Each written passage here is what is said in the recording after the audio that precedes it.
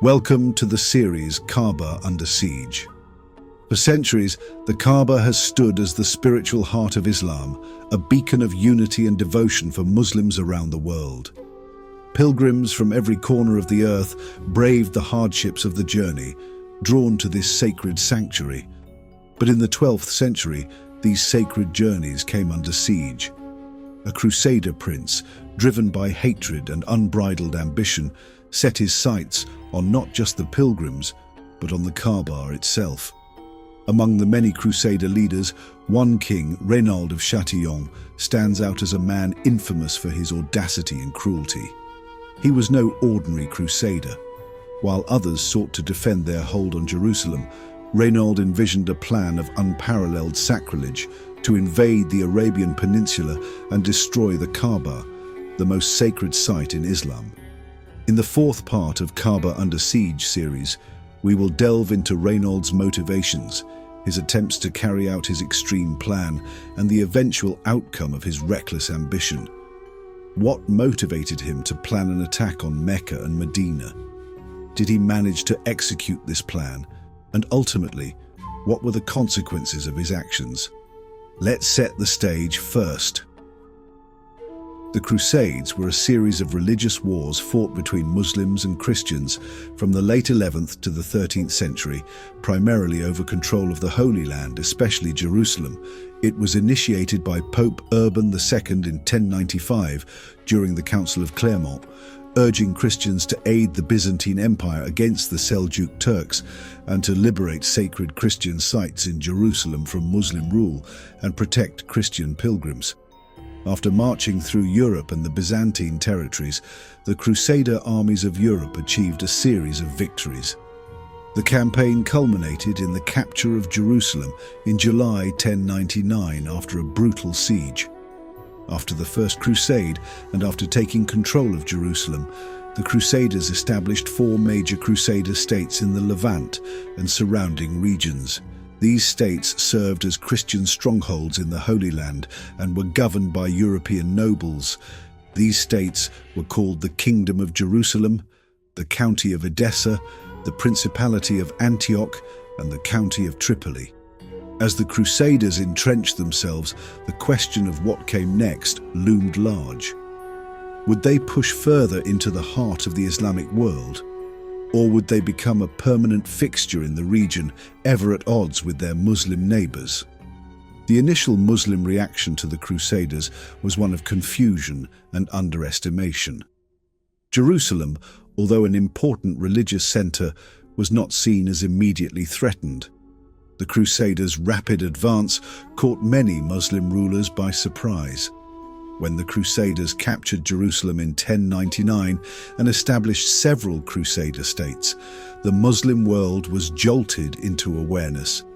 The establishment of these Crusader states, particularly the Kingdom of Jerusalem in the heart of the Levant, marked a direct challenge to Muslim political and religious dominance in the region. The creation of these states represented a significant loss of territory and prestige for the Muslim world. Jerusalem, the third holiest city in Islam, was now under Christian control, and the Crusader presence in the Levant disrupted both local trade and pilgrimage routes. This development had profound religious and symbolic significance, as the Christian capture of Jerusalem was perceived as an affront to Islam and also its sacred sites. The loss of Jerusalem and the Crusader occupation of key cities galvanized a more organized Muslim response. This began with the leadership of Imad ad-Din Zengi, the Seljuk governor of Aleppo and Mosul. He was one of the first to recognize the necessity of uniting the Muslim territories to repel the Crusaders. Zengi's campaigns, culminating in the capture of Crusader state Edessa in 1144, marked the beginning of a more coordinated effort against the Crusader states. The loss of Edessa shocked Christendom and prompted Pope Eugene III to call for a new crusade to recapture Edessa and defend the remaining Crusader states in the Holy Land.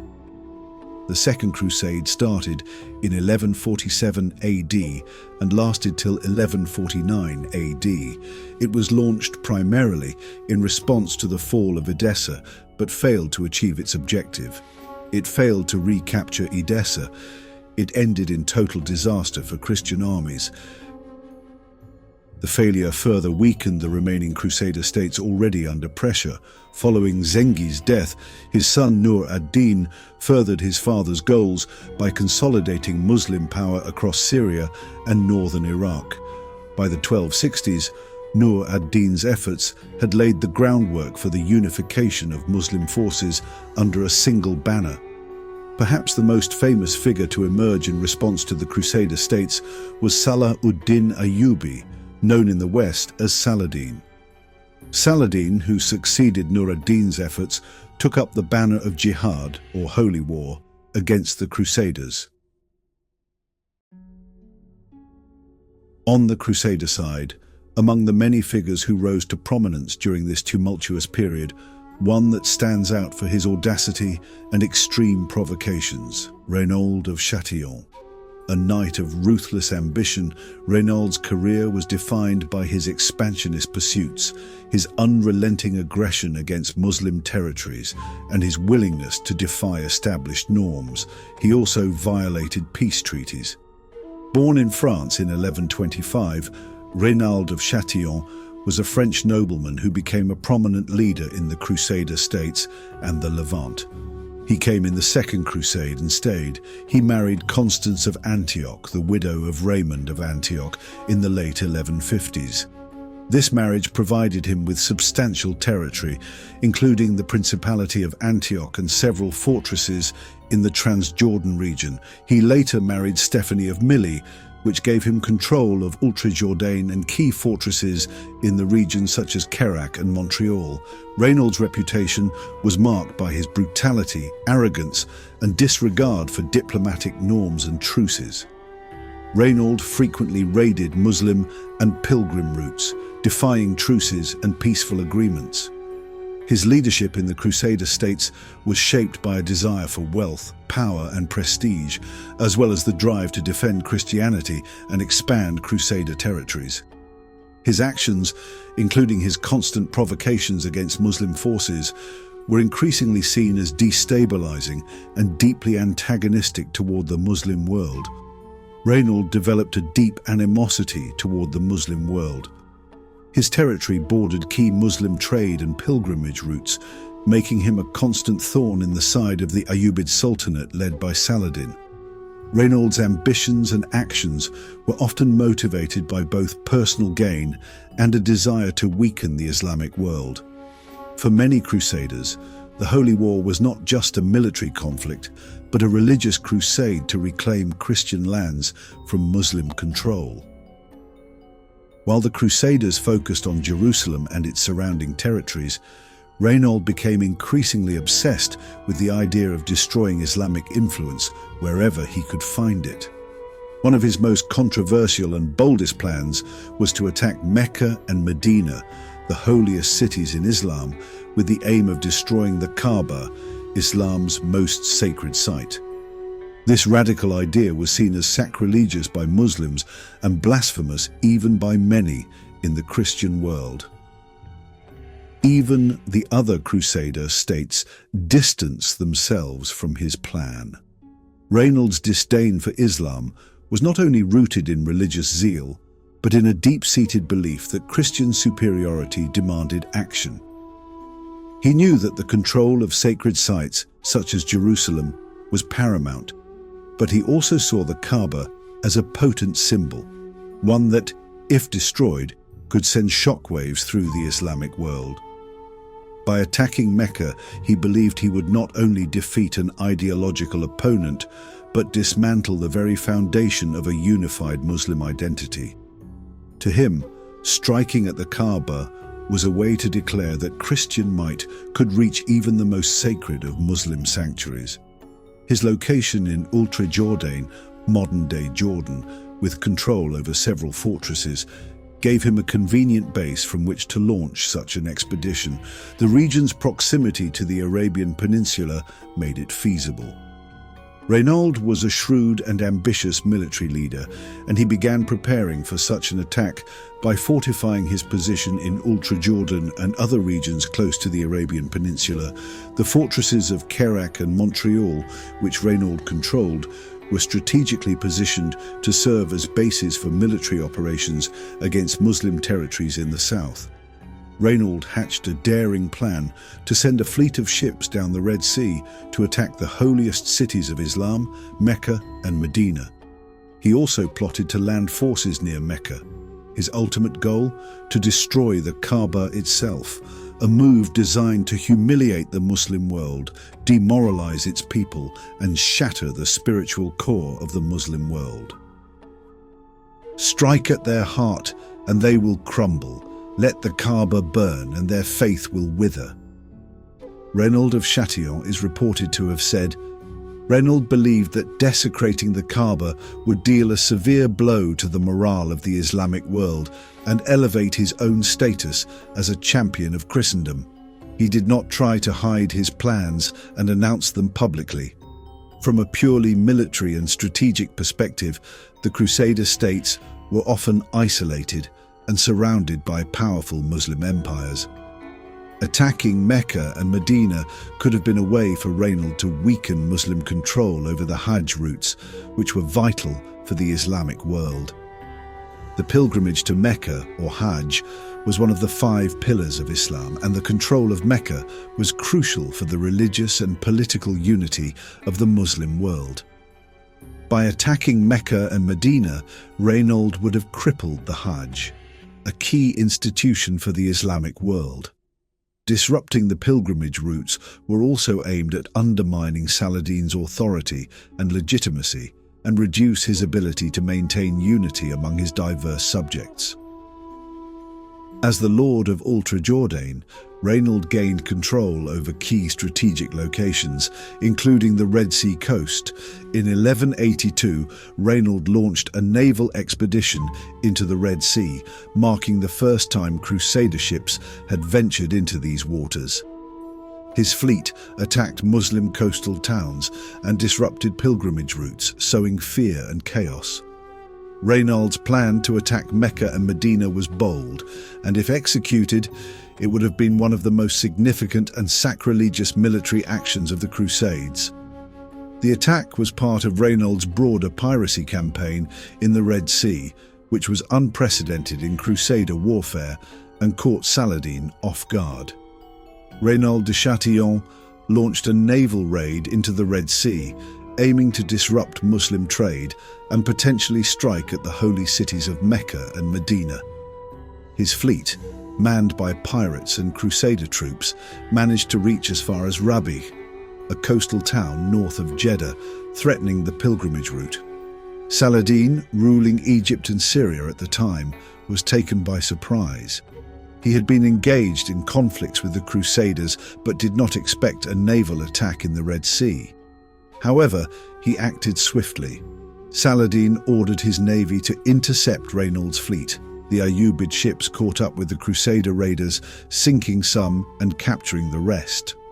The captured Crusaders were paraded through Cairo and later executed, except for a few who converted to Islam. This raid exposed the vulnerability of the holy cities to maritime attacks, leading Saladin to strengthen defences along the Red Sea coast.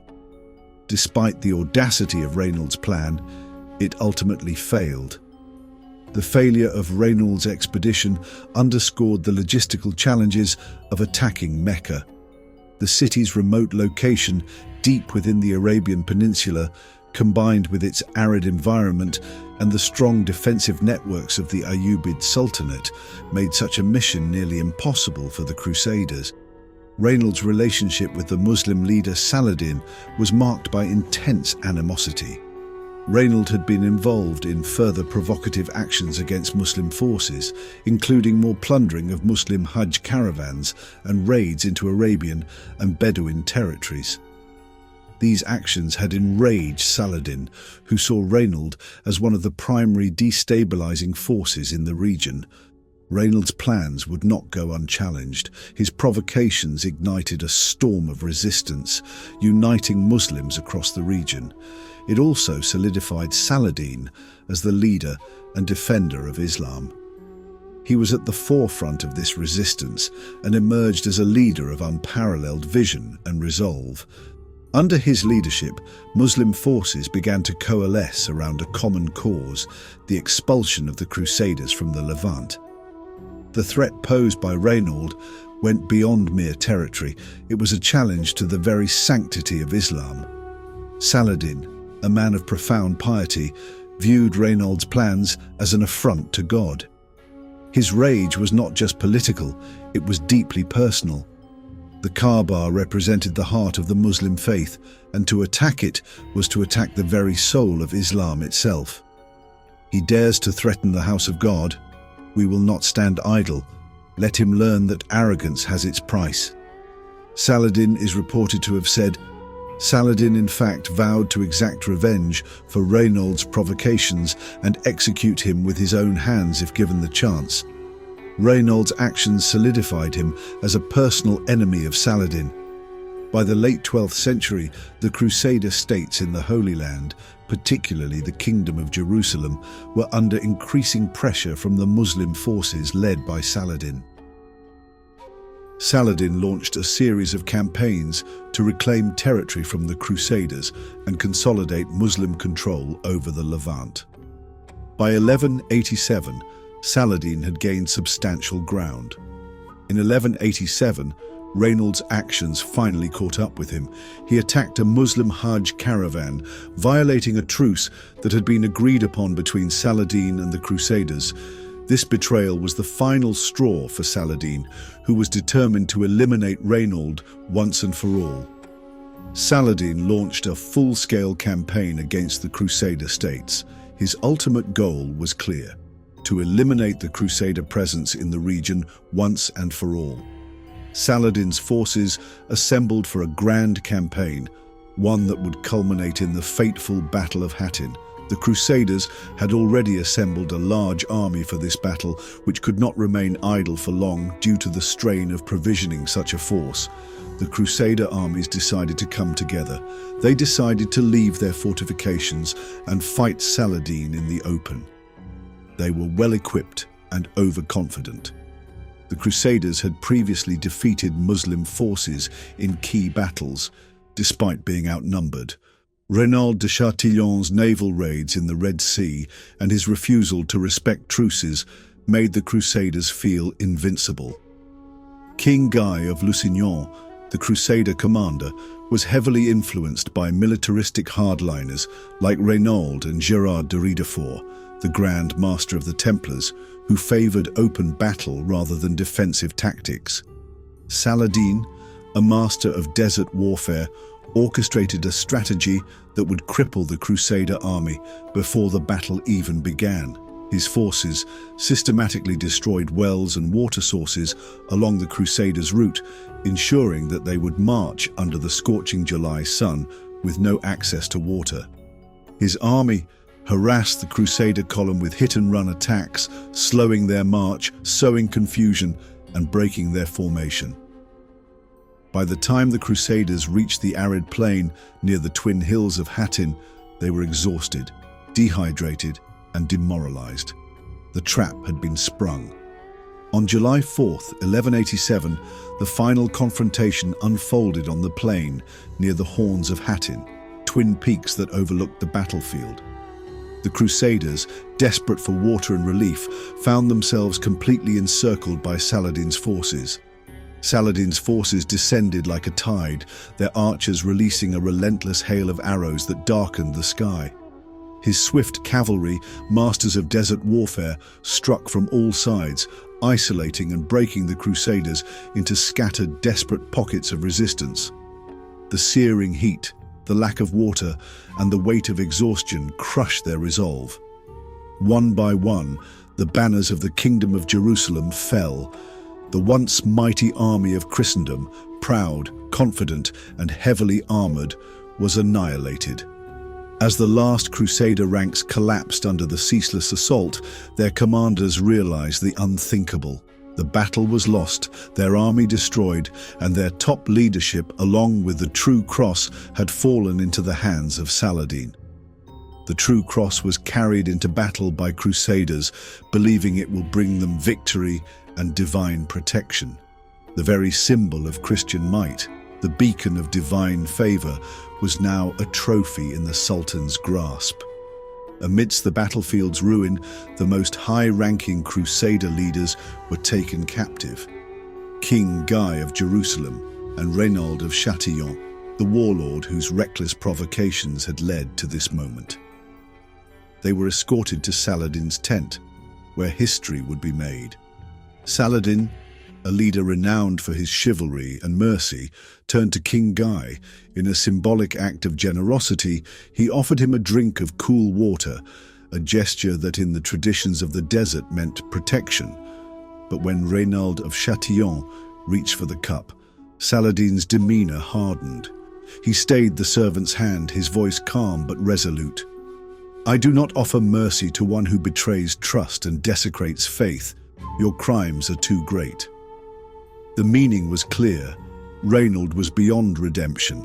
In Arab custom, sharing water was an act of amnesty, a promise of safe conduct. By refusing him that privilege, Saladin had pronounced his fate. Without hesitation, in the presence of kings and warriors, Saladin personally executed Reynald on the spot, fulfilling the vow he had sworn years before to end the life of the man who had defied treaties, raided pilgrims, and threatened the Kaaba itself. Justice was served. As for King Guy, he was spared, and Saladin let him go. The Battle of Hattin was more than a military victory. It was a turning point in the history of the Crusades. It shattered the Crusader hold on the Holy Land, leaving them defenseless against what was to come.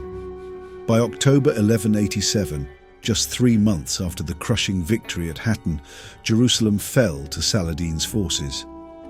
The Holy City, which had been under Crusader rule for nearly 90 years, was now back in Muslim hands. The dream of a permanent Christian kingdom in the East had been undone.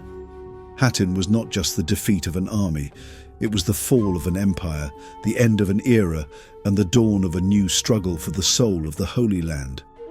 The consequences of Reynald's plans and actions were felt not just in the battles fought, but in the broader cultural and religious discourse that emerged from the Crusades. Reynald's plan to attack Mecca and destroy the Kaaba symbolized the extreme hostility and cultural misunderstandings that characterized much of the Crusades. For Muslims, the Kaaba is not only a sacred site, but also a unifying symbol of their faith. Its destruction would have been an unparalleled act of sacrilege. For Reynald, however, such an act represented an opportunity to strike a symbolic and psychological blow against Islam. Reynald's ambitions, his vision of attacking Mecca and destroying the Kaaba, had died with him on the battlefield. But history has shown us that threats to the Kaaba come not only from outside forces, but also from within the Islamic world. As we move into Part 5, we'll shift our focus to the intense conflict between the Ottomans and the Saudis in the early 19th century, a power struggle that not only reshaped the politics of the Arabian Peninsula, but also brought the Kaaba to the center of their competing visions for Islamic leadership. It was a fight for control over the Kaaba and the very soul of the Muslim world. Join us in Part 5 to learn how this dramatic clash shaped the future of Islam's holiest site. Make sure to hit the like button and subscribe to the channel so you don't miss Part 5. And if you found today's episode intriguing, please share it and let me know your thoughts in the comments below. Thanks for watching this episode of the Kaaba Under Siege series.